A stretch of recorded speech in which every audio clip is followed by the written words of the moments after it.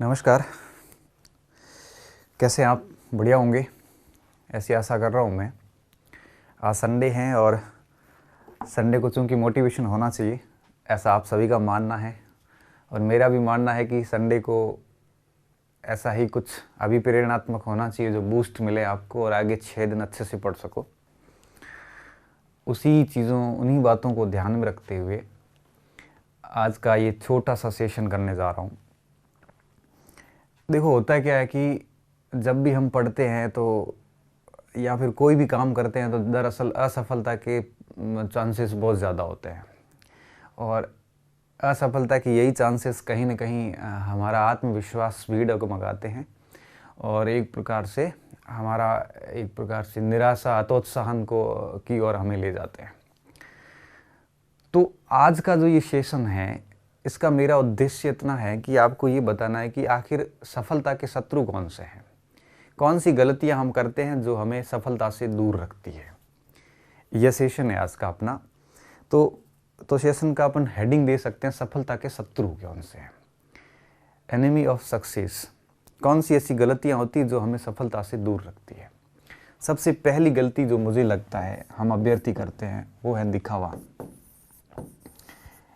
ये सफलता का सबसे बड़ा और पहला शत्रु है, दिखावा। मतलब होता है दिखावे का कि शो ऑफ करना, चाहे वो तैयारी का दिखावा हो, चाहे वो पुस्तकों का दिखावा हो, चाहे वो ढोंग हो, लोगों के सामने इम्प्रेशन झाड़ने का, लोगों को अपनी ओर खींचने का, जो वो एक प्रकार से जो बनावटी रूप होते हैं, ये सारे के सारे दिखावे कहलाते हैं।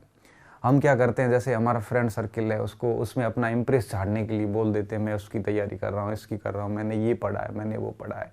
घर वालों को इम्प्रेस करने के लिए, कई बार गर्लफ्रेंड को इम्प्रेस करने के लिए, इस प्रकार से इम्प्रेशन के चक्कर में हम इतने दिखावे कर लेते हैं कि ये दिखावे जो है हमें एक आर्टिफिशियल प्रेशर, कृत्रिम दबाव में ऐसा दबा देते हैं कि हमारा पूरा प्रदर्शन बिगड़ जाता है। तो सबसे बड़े असफलता का जो कारण है वो ये दिखावे है। ऐसे दिखावे होने नहीं चाहिए। ये दिखावे ही दरअसल आपको सबसे पीछे रखते हैं। इन दिखावों के कारण आप वस्तु स्थिति कभी समझ नहीं पाते, आप अपने आप को कभी समझ नहीं पाते कि मेरी क्षमता क्या है, मुझे किसकी प्रिपरेशन करनी चाहिए, ये आप कभी समझ नहीं पाते और आप उस दिखावों में समय को व्यतीत करते जाते हो, समय को बिगाड़ते जाते हो। तो सबसे पहला काम ये कीजिए कि आप दिखावे ना कीजिए, आप सिर्फ तैयारी कीजिए, दिखावे ना कीजिए। तैयारी करते जाइए, जब परिणाम आएगा तो अपने आप इतना शोर मचा देगा कि पूरी आपके आसपास में जितना आप इंप्रेशन झाड़ना चाहते हो, जो आपके उद्देश्य है दिखावे के पीछे के, वो सारे उद्देश्य परिणाम अपने आप ही उन उद्देश्यों को साकार कर देगा। तो ये सफलता का सबसे बड़ा शत्रु होता है दिखावा। ये दिखावा आपको अपनी वस्तु स्थिति से कभी वाकिफ नहीं होने देगा। आप वास्तव में क्या हो, आपकी क्षमताएं कितनी है, आप क्या कर सकते हो, आप क्या बन सकते हो, आप किसकी प्रिपरेशन कर रहे हो, आप क्या हो, मतलब ये वस्तु स्थिति जो है ना, ये जो रियलिस्टिक अप्रोच है, इससे आपको कभी वास्तविक अर्थों में वो जुड़ने देगा ही नहीं है दिखावा। तो सबसे पहला काम ये कीजिए कि इस दिखावों से बाहर आइए। अगर आप असफल हो रहे हैं तो कहीं ना कहीं दिखावा उसका एक अहम कारण है। अगर आप दिखावा नहीं कर रहे हैं फिर भी आप असफल हो रहे हैं तो दूसरा कारण है अनियमितता। ये अनियमितता भी आपकी असफलता का बहुत बड़ा कारण है और अधिकांश अभ्यर्थी इस वजह से असफल होते हैं। मैं कह रहा हूँ कोई भी कार्य हो, चाहे जीवन में पढ़ाई का कार्य हो, चाहे कोई भी व्यवसाय हो, चाहे वो आपके यूं कहिए कि कोई भी कार्य हो, कोई बिजनेस हो, कोई भी हो, अनियमितता असफलता का सबसे बड़ा कारण होती है। आप कोई भी कार्य को अगर नियमित रूप से 2-3 घंटे भी करते हो, डेफिनेटली वो आपको सक्सेस दिलाएगा। एक दिन पढ़ लिए 10 घंटे, 10 दिन फिर पढ़ाई नहीं की, 5 दिन फिर छोड़ दिया, 2 दिन फिर पढ़ लिया, ऐसा नहीं होना चाहिए। नियमितता बहुत ज़रूरी होती है। पढ़ाई में जितनी नियमितता रखोगे, चाहे आप, मैं कह रहा हूँ कि 2 से 3 घंटे रेगुलरली पढ़िए, लेकिन पढ़िए। चाहे आप जिम जाते हो तो आप डेली आधा घंटा रेगुलर जाते हो तो फायदा होता है। अगर आप सोच रहे हो कि 30 दिन में आधा घंटा जा रहा हूँ, मतलब 15 घंटे में एक दिन में कंटिन्यू कर लेता हूँ, ऐसा नहीं होता है। जो काम नियमितता में होगा वो काम कभी नहीं, मतलब आप एक साथ नहीं कर सकते। तो नियमितता बहुत ज़रूरी होती है।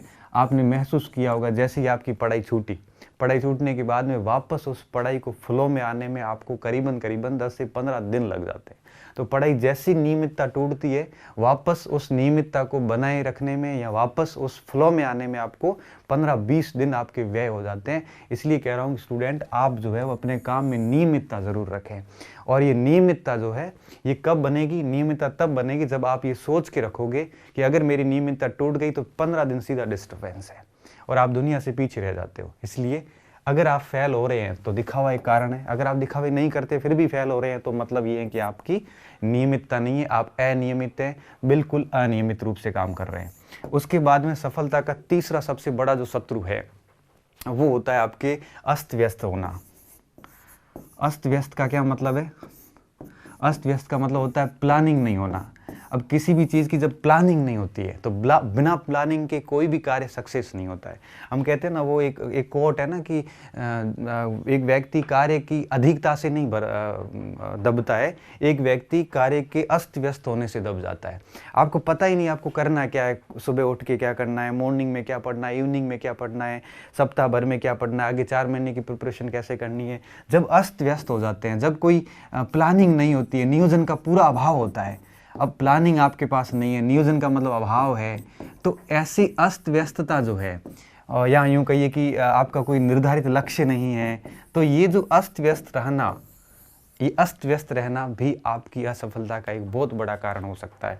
तो अगर आप मान के चलिए दिखावा नहीं कर रहे हो, नियमित भी बने हुए हो आप, लेकिन आप इतने अस्त व्यस्त हो कि आपको पता ही नहीं है कि एक दिन आप इतिहास पढ़ रहे हो, एक दिन भूगोल पढ़ रहे हो, एक दिन आप पता नहीं क्या पढ़ रहे हो, इसलिए होगा क्या? अंत में यही होगा कि समय खराब करोगे और आपको याद कुछ भी नहीं होगा।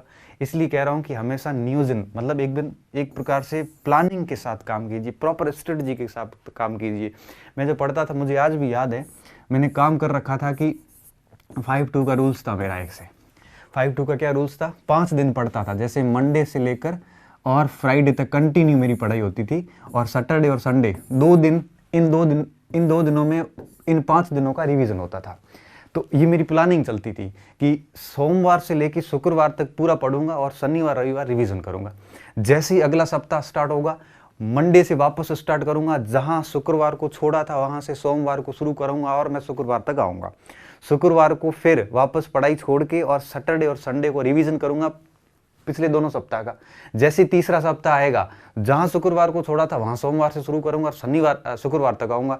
फिर पिछले 3 सप्ताहों का रिवीजन में आगे रविवार और शनिवार को करूंगा।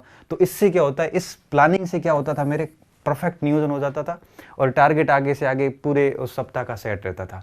तो आप लोग भी ऐसा कुछ करिए कि आप ऐसे अस्त व्यस्त ना हो, बिल्कुल प्लानिंग के साथ काम करो और एकदम टारगेट ओरिएंटेड होना चाहिए। ये सफलता का तीसरा सबसे बड़ा शत्रु है कि हम क्या करते हैं, हम इन चीज़ों से दूर रहते हैं। चौथा क्या होता है? रिवीजन का अभाव। मैंने यही बात अभी वापस थोड़ी देर पहले बताई, रिवीजन का अभाव। अगर आप रिवीजन नहीं कर पा रहे हैं तो आपकी पढ़ाई का कोई मतलब नहीं है। क्यों? क्योंकि जैसे क्या होता है ना कि अपने पास बहुत सारा मटेरियल होता है और वो सारी सामग्री हम पढ़ के एक बार छोड़ देते हैं उसको। उसके बाद वापस क्या होता है कि जैसे ही एग्जाम नज़दीक आता है, इतना सारा पढ़ा हुआ होता है कि हम उसको वापस रिकलेक्ट कर नहीं पाते, वापस उसका रिवीजन कर नहीं पाते। फिर कौन सी चीज़ कहाँ पढ़ी थी उन किताबों में दब जाती। कई बार प्रश्न गलत करके आते हैं और घर आके जब चेक करते हैं तो उसी किताब में अंडरलाइन किया हुआ था हमारा, फिर भी हमें याद नहीं आया। इसका क्या कारण होता है? इसका कारण होता है रिवीजन का अभाव। इसलिए आप प्रयास ये करो कि सप्ताह में कम से कम ऐसा रूल्स बना दो कि कम से कम 5 दिन पढ़ेंगे तो 2 दिन उसका रिवीजन करेंगे। तो अब देखिए इससे क्या होगा, 20 दिन पढ़ाई होगी तो आपका करीबन 8-10 दिन रिवीजन हो जाएगा। इससे क्या होगा, इससे एक तो नियमितता बनेगी, इससे आप नियोजित होंगे, अस्त व्यस्त भी नहीं होंगे और एक ही टॉपिक का कई बार रिवीजन हो जाएगा। और अगर एक ही टॉपिक का कई बार रिवीजन होता है तो डेफिनेटली जो है वो आपका इस चीज़ें इतनी अच्छे से तैयार होगी कि कोई आपको असफल नहीं कर सकता। इसलिए इन चीज़ों का ध्यान रखना। मैं सफलता के 4 एक प्रकार से शत्रु थे जिनको मैं आपको अवगत करवा रहा था। अगर आप इनमें से किसी एक में एक प्रकार से फंसे हुए हैं तो आपकी असफलता जो है वो उसका असफलता का कारण बन सकती है। इसलिए जितना हो सकता है जल्दी ये सुधार कर लीजिए अपने आप में कि अपने आप को इन दिखावों से, बाहरी दिखावों से दूर रख लीजिए। अक्सर देखा होगा कि जब रिज़ल्ट आते हैं एग्ज़ाम के तो उस रिज़ल्ट में ऐसे ऐसे नाम आते हैं जो हमने कभी सुने ही नहीं होते हैं, और हमने जो नाम सुने होते हैं बड़े बड़े, ये सिंह वो राम, इतने बड़े बड़े नाम, इसका पक्का डेफिनेटली सिलेक्शन है, इसका तो टॉप रैंक के साथ सिलेक्शन है, वैसे नाम अंतिम लिस्ट में गायब हो जाते हैं और अंतिम लिस्ट में ऐसे नाम आते हैं जिनका नाम किसी ने नहीं सुना, बिल्कुल डार्क हॉर्स की तरह। इसलिए कहता हूँ कि दिखावे मत कीजिए। जो आपने बड़े बड़े नाम सुन रखे थे, जो एक्सपेक्टेड थे रिजल्ट, उनका नाम भी नहीं था, वो दिखावे थे। और ऐसे नाम अंदर आए, ऐसे बच्चे टॉप कर गए जिनका नाम कभी सुना ही था, वो रियल थे लोग। इसलिए कहता हूँ कि दिखावों से हटके अपने आप को गुमनामी की दुनिया में गायब कर दीजिए। और जब तक अंतिम लक्ष्य प्राप्त नहीं होता तब तक आप है वो एकदम दुनिया से गायब रहिए और अपना पूरा का पूरा फोकस अपनी तैयारी पे कीजिए। इन दिखावों पे अपनी एनर्जी खराब ना करें। बस सबसे बड़ा कारण मैं ये मानता हूँ, सबसे बड़ा कारण मैं ये मानता हूँ। इसलिए आप इन दिखावों से दूर होकर अपने आप को इस दुनिया की सारी जितनी भी ये ढोंग है, इन सारों से दूर करके सिर्फ अपने आप को किताबों तक सीमित करोगे तो डेफिनेटली आप सक्सेस होंगे। दूसरा, अपने आप को नियमित करो। भले आप 2 घंटे पढ़ो, लेकिन नियमित करो। प्लस नियोजित करो अपने आप को, बिल्कुल प्लानिंग के साथ काम करो कि मुझे 1 महीने में टारगेट सेट करो कि 1 महीने में क्या पढ़ना है। 1 महीने में मुझे जैसे भूगोल पढ़ना है तो मुझे इस पूरे भूगोल को 1 महीने में कैसे पूरा करना है, इसकी प्लानिंग करके चलो। अपने आप को घंटों में मत बांधो कि मैं 8 घंटे पढ़ूंगा, सुबह इतने बजे उठूंगा, ऐसे घंटों में मत बांधो। आप अपने आप को ऐसे प्लान करो कि मुझे आगे के 2 महीने में मुझे ज्योग्राफी और हिस्ट्री पूरे करने, क्योंकि एक सब्जेक्ट को एक साथ एक दिन में आप 2-3 सब्जेक्ट एक साथ पढ़िए, बड़ा मजा आता है। क्योंकि एक सब्जेक्ट में हम बोर हो जाते हैं, तो 2-3 सब्जेक्ट एक साथ लेके कितने महीने में पूरा करना है, तो महीने का टारगेट सेट कीजिए। उसके बाद में पर डे उसको जितना आप, जब तक आपकी आंखें थक नहीं जाती तब तक उसको पढ़ते रहिए। और इसके अलावा सप्ताह में 5 दिन पढ़ें तो 2 दिन इसका रिवीजन करें। बस रिवीजन करते जाए। और फिर कहते हैं ना, जब कंटिन्यू आप रिवीजन करते जाओगे तो वो चीज़ें इतनी कंठस्थ हो जाएगी कि बिल्कुल भी आपको दिक्कत नहीं आएगी। रिवीजन आप किताबों से भी कर सकते हो। अगर आपने किताब को 2-4 बार पढ़ के शॉर्ट नोट्स बनाए हैं तो नोट्स रिवीजन कीजिए, किताब पढ़ने की वापस आवश्यकता नहीं होती है। तो इस प्रकार से इन 4 चीज़ों का ध्यान रखोगे तो निश्चित रूप से सफलता जो है वो आपके कदम चूमेगी और आप एक बार निश्चित रूप से सफल हो जाओगे। और मैं आपको एक लास्ट में जाते जाते एक और बात बता दूं, जब तक ये सफलता नहीं मिलती है ना, तब तक हमें बहुत ऐसा लगता है कि पता नहीं कितनी मुश्किल से मिलती होगी। जब तक नहीं मिलती तब तक हमें वो इतनी ऐसा लगता है जैसे सफलता पता नहीं कौन सा पहाड़ है जो हम चढ़ नहीं पा रहे हैं। मतलब सफलता जब तक दूर है, जब तक नहीं मिली है ना, जब तक अलब्ध है तब तक ही कठिन है और तब तक ही अपने लिए वो एक प्रकार से प्यास है। जैसे वो मिल जाती है ना, उसके बाद लगता है तो कुछ था ही नहीं, इतनी आसानी से थी ये। और एक सफलता के बाद कई सफलताएं मिल जाती है। आपने देखा होगा, आपके आसपास कई उदाहरण देखे होंगे, एक नौकरी के बाद कई नौकरियां लग जाती है। तो सफलता एक बार मिल जाती है ना, तो उसके बाद कई मिल जाती है। उसका कारण ये होता है कि जब भी सफलता मिलती है तभी हमें पता चलता है कि इतना मुश्किल था नहीं जितना हम सोच रहे थे। तो इन सारी कमियों को दूर करते हुए आगे बढ़िए। मेरी शुभकामनाएं आपके साथ है। आज संडे था, तो संडे मोटिवेशन का एक प्रकार से मेरा ये प्रयास, उम्मीद करता हूँ आपके लिए उपयोगी सिद्ध होगा। हंसते रहिए, मस्त रहिए, पढ़ते रहिए और इन सारी कमियों से दूर होकर आगे बढ़ते रहिए। धन्यवाद।